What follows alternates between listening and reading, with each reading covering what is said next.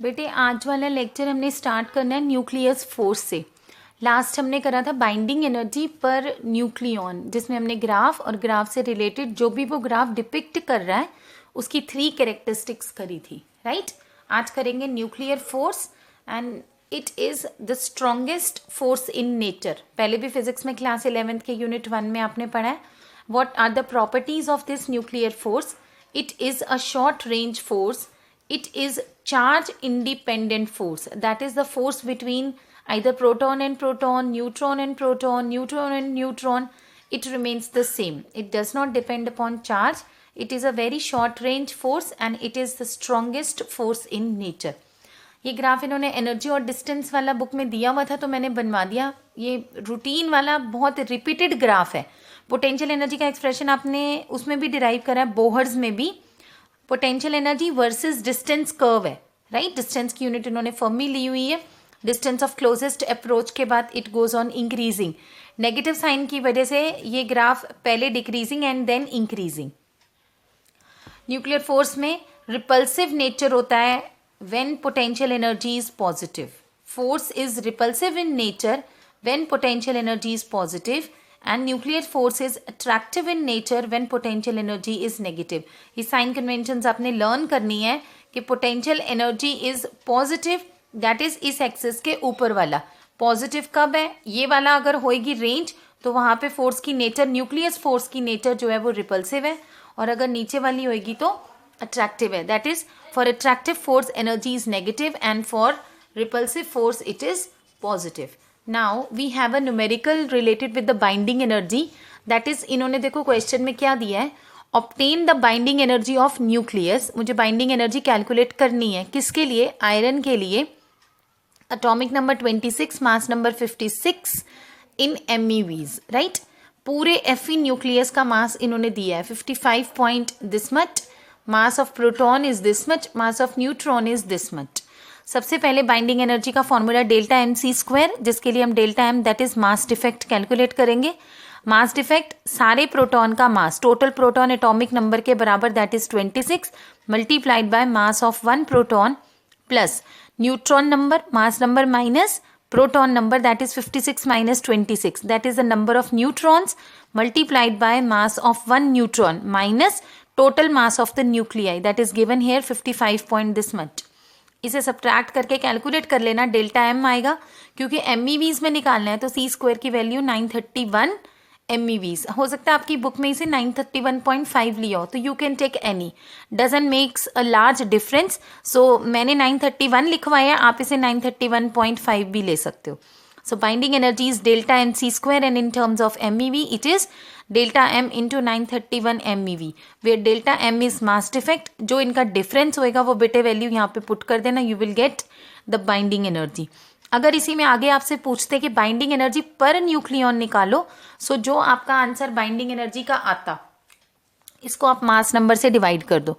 Binding energy पर nucleon, so it divided by A, that is जो answer आ रहा है बाइंडिंग एनर्जी डिवाइडेड बाय ए, आपको कितना दिया है? Total number of nucleons, that is 56। तो बेटे आप इसे 56 से डिवाइड कर दो अगर बाइंडिंग एनर्जी पर न्यूक्लियॉन पूछा जाए। अगर नहीं पूछा गया फिर आपने नहीं करना। Next is nuclear reaction. We are aware about 2 terms in class 10th। हमने वहाँ पे न्यूक्लियर एनर्जी जो सोर्सेज ऑफ एनर्जी चैप्टर पढ़ा था उसमें वर्ड्स सुने हुए हैं, nuclear fusion and fission. These are the 2 types of the nuclear reaction. In fission, one bigger nuclei breaks. Fission means breaking. One bigger nuclei breaks into smaller nuclei, and during this reaction, a tremendous amount of energy is released. Fission reaction कहाँ पे हो रही है? Atomic bomb में। Atomic bomb में a big bomb breaks या bombard, या जब भी वो bomb फटता है उस टाइम पे large amount of energy is released. And in case of fusion, when 2 smaller nuclei combine to give you a bigger nuclei, so this is a fusion reaction and it is going on inside the sun. Sun is giving you energy because of the fusion reaction, और जो fusion reaction sun में हो रही है that is between the hydrogen nuclei. Hydrogen and hydrogen combines to give you helium, and with the release of large amount of energy which reaches to our surface of earth in the form of heat and light. एक बार एक बच्चे ने question करा कि अगर सन के nuclei में सारी हाइड्रोजन खत्म हो जाए तो क्या सन एनर्जी देना बंद कर देगा? So answer is no. Sun से निकलने वाली एनर्जी तब बंद नहीं होगी if all the hydrogen is use to convert into helium, then the fusion reaction will takes place between helium. So helium में फ्यूजन होनी शुरू हो जाएगी and it gets converted into carbon along with the release of the energy, right. So सबसे पहले fission, atomic bomb बेटे इसकी example है। When a heavy nucleus breaks into two daughter nuclei or more than it, then binding energy per nucleon of each daughter nucleus increases and hence energy is released. Graphically binding energy per nucleon versus a graph देखो, वही curve की nature वैसी है। Bigger nuclei when breaks into two, bigger nuclei breaks into two, तो binding energy increase हो रही है, नीचे से थोड़ी सी कर्व ऊपर की तरफ जा रही है, ठीक है। और ऐसा कब होता है? हायर एटॉमिक नंबर वाले ब्रेक होते हैं और छोटे छोटे बन रहे हैं, बड़े से छोटे बन रहे हैं, तभी हम इस डायरेक्शन में जा रहे हैं। एटॉमिक ये जो mass number it goes on decreasing, बड़ी चीज टूट के छोटी बन रही है। So bigger nuclei forms to small, a decrease कर गया, एनर्जी इंक्रीज कर गई। डिनोमिनेटर के डिक्रीज करने से भी बाइंडिंग एनर्जी पर न्यूक्लियन इंक्रीज करेगी and hence energy is released and this process is called as nuclear fission. Uranium 235 on bombarding with nitrogen, जो आप चेन रिएक्शन पढ़ते आए हो, उसमें बेरियम और क्रिप्टन इसके डॉटर न्यूक्लियाइज हैं। This is called bombarding particle, this is called parent nucleus, these two are called as daughter nuclei. और जो 3 न्यूट्रॉन रिलीज होते हैं उसको बोलते हैं subsidiary particle. I am repeating again, bombarding particle neutron bombarding on parent nuclei uranium, barium and krypton are 2 daughter nuclei along with the release of 3 neutrons which is called as the subsidiary particle along with large amount of energy is released.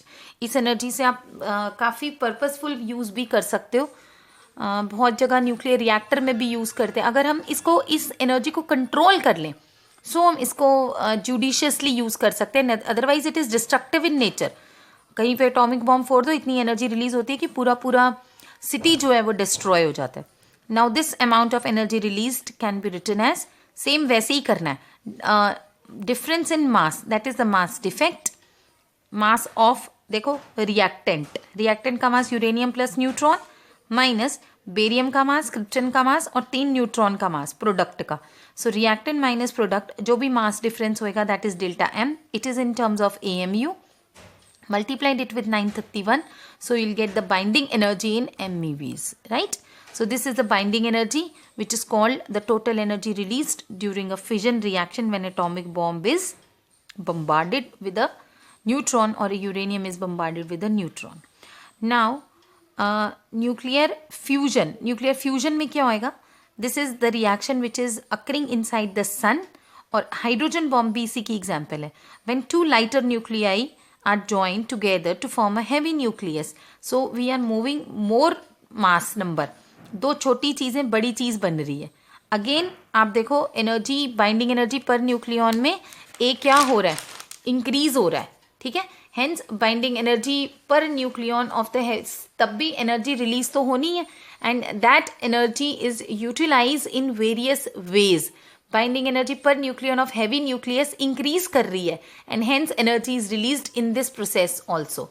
दोनों के case में ही energy released होती है। So energy is release during this process and this process is said to be the nuclear fusion.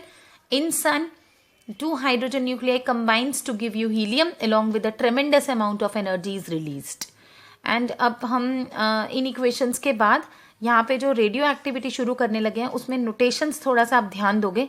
Alpha particle is helium nuclei, electron को हमेशा ई ऊपर 0 नीचे -1, इलेक्ट्रॉन और बीटा पार्टिकल बेटा सेम होता है। Neutron is neutral 0 0, gamma rays और neutron same है, प्रोटॉन को H1 1।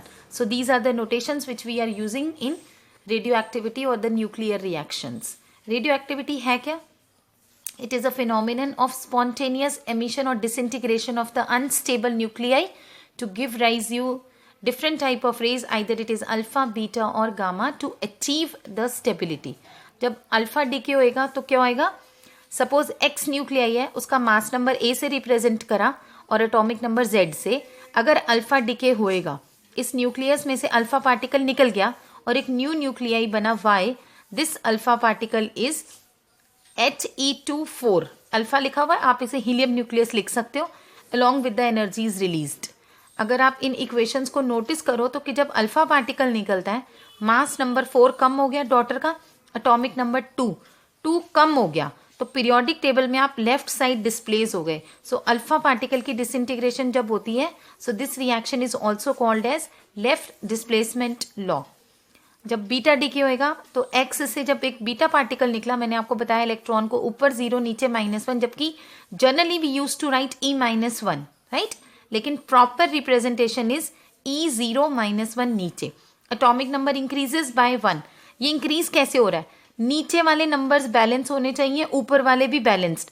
अगर यहाँ 4 माइनस हो गया है तो इसमें से A-4 करना पड़ेगा ताकि इन दोनों का सम A के बराबर आए। सिमिलरली नीचे Z बनाना है कंप्लीटली, 2 निकल गया तो अब यहाँ Z-2 बचेगा ताकि इन दोनों का सम इसके बराबर आए Z के। यहाँ पे Z+1 करोगे तभी तो -1 होएगा, तो 1 और 1 कटेगा और Z आएगा। ऊपर A में no change, that is there is no change in mass number but atomic number increases by 1 when a beta particle is emitted along with this antineutrino particle. और अब जब बीटा पार्टिकल निकलता है, you shift in periodic table by 1 place in right side, so this is called as right displacement law. ठीक है, अगर हमारे किसी भी न्यूक्लियाई में से when it is in excited state, it will come to its ground state with the release of the gamma rays, or we can say the photon, or we can say the neutrons, anything. It is an electromagnetic wave and the particle are in the form of the photons. So when gamma radiations are there, there is no as such displacement law is there. ठीक है, अब इस पे based questions आते हैं। इसकी practice थोड़ा सा SL से करना साथ साथ। जैसे एक सीरीज ऑफ इक्वेशन आपको दी होगी, x1 से x2 बना, एक अल्फा पार्टिकल रिलीज हुआ। नेक्स्ट स्टेप में x2 से x3 बना with the release of 1 beta particle. फिर x3 से बेटे x4 बना, again release of 1 alpha particle. इसमें आपको x3 पे 70 दिया है, इसका मास नंबर, और एटॉमिक नंबर 70 है, मास नंबर 140 है। What is A and Z for rest of the 3, that is x1, x2 and x4। ठीक है, इस इक्वेशन को एक बारी ध्यान से देखो कैसे लिखा है मैंने। x1 से x2 बना अल्फा पार्टिकल, फिर x2 से x3 बना with the release of beta, then x3 से x4 बना with the release of alpha. ठीक है, मास नंबर्स ऊपर देखो। सबसे पहले आपको गिवन किसका था? x3 का। Here is x3, mass number 140 ऊपर लिख दिया, नीचे 70 लिख दिया, राइट। अब x3 से x4 बना with alpha particle. Alpha particle अगर रिलीज हुआ, मास नंबर 4 कम हो गया, 140 की जगह 136, 70 से 2 कम हो गए तो यहाँ 68 लिख देंगे, तो x4 का निकल गया atomic number and mass number. Now जो x3 है, ठीक है, वो x2 से बना with the release of 1 beta particle, तो 70 और -1 यहाँ 69, mass number will remains the same because when beta particle is there is no change in mass number. x2 से बना था x1 से with the release of alpha particle, 140 + 4 144 और 69 + 2 that is 71, तो x1 का मास नंबर 144 और 71। अब मास numbers के साथ मास नंबर का सम लेफ्ट हैंड साइड और राइट हैंड साइड इक्वल होना चाहिए, और नीचे जो सबस्क्रिप्ट में लिखे हुए हैं वो दोनों आपस में एटॉमिक नंबर के साथ इक्वेट करने होते हैं। Very very important question. किसी भी सीरीज ऑफ इक्वेशन के अनसॉल्व्ड क्वेश्चंस को पकड़ो और उनको इस तरह से कंप्लीट करो, उनके मास नंबर्स एंड एटॉमिक नंबर्स। एक रिलेटेड क्वेश्चन इससे और भी आता है, जैसे इस क्वेश्चन में आपसे पूछा गया है, how many alpha and beta particles will be emitted when thorium changes into lead. ठीक है, थोरियम की कन्वर्जन हो रही है लेड में, तो कितने अल्फा और बीटा पार्टिकल एमिट होंगे। Let us write the equation, thorium to lead, suppose x alpha particles are released and y beta particles are released और y electrons are released, right. अब इक्वेशन बना लो, ऊपर वाली मास नंबर से 1, नीचे atomic number से 2। First equation 232 is equal to 208 plus कितने अल्फा पार्टिकल है x, 4 होता है मास तो 4 into x, y into 0, so ये आएगा ही नहीं। 232 is equal to 208 plus 4x, simplify करोगे you will get x equal to 6, that is x की वैल्यू आ गई, 6 alpha particles are released. Atomic number की इक्वेशन बनाओ, 90 equals to 82 plus 2 into x, जो आगे नंबर लिखा है वो एटॉमिक नंबर से मल्टीप्लाई होगा, 2x y into -1 that is -1, x की जगह बेटे 6 पुट कर दो, यहाँ पे 6 पुट कर दिया, 90 में से 82 इधर शिफ्ट करके माइनस किया तो आपके पास क्या आएगा 8 is equal to 12 minus y. Simplify करोगे you'll get y equals to 4, that is the number of beta particles are 4.